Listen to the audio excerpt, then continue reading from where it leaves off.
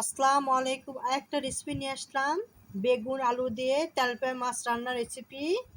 বেগুন আলুটা ছোটো ছোটো করে কেটেছি, দেখতে পাচ্ছেন। সুন্দর করে ধুয়ে নিয়েছি, রান্না করা হবে। রান্নার সাইজে বেগুন আলুটা কেটেছি।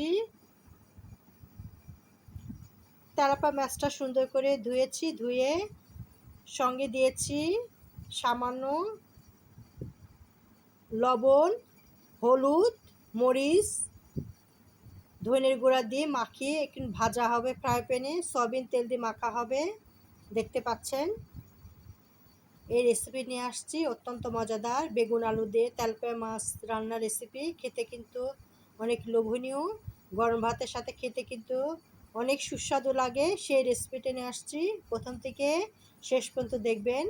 যারা ফেসবুক থেকে দেখছেন তারা ফলো করবেন, যারা ইউটিউব থেকে দেখছেন তারা সাবস্ক্রাইব করে বেল বাটন অন করবেন, পরবর্তী রেসিপির জন্য আপনাদের কাছে পৌঁছে যায়।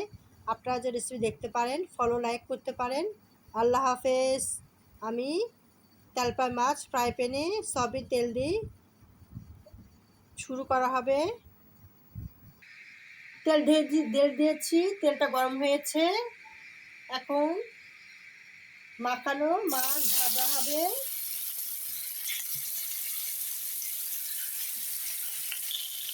মাছ ভাজা হয়ে গেছে, এখন মশলা দিয়ে আমি আলু আর বেগুন দিয়ে কষাই নেব। দেখতে পাচ্ছেন মাছটা এপাশ ওপাশ দিয়ে ভেজে নিয়েছি, সব মশলা দিয়ে দিয়েছি, কষানো হচ্ছে। এবং বেগুন আলু দিয়ে দিব, দিয়ে কষানো হবে। তারপর মাছ দিয়ে দেবো, টমেটো দিয়ে মাছ রান্না করা হবে।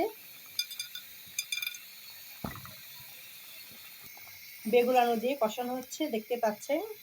যত কষানো যাবে রান্নাটা ততটা সুস্বাদু আসবে, খেতেও কিন্তু অনেক লোভনীয় হবে। মশলার একটা কাঁচা স্মেল, গন্ধটা থাকবে না, দূর হয়ে যাবে। এই জন্য কষাতে হবে। মাছ দিয়ে দিচ্ছি, বেগুন আলু সিদ্ধ হয়ে গেছে। এবার টমেটো আর মাছ দিয়ে দিব। মাছ দিয়ে দিচ্ছি, টমেটো দিয়ে দিলাম, একটু মরিচ কুচি দিয়ে দিব। রান্না প্রায় শেষই হয়ে গেছে, একটু হলে হয়ে যাবে।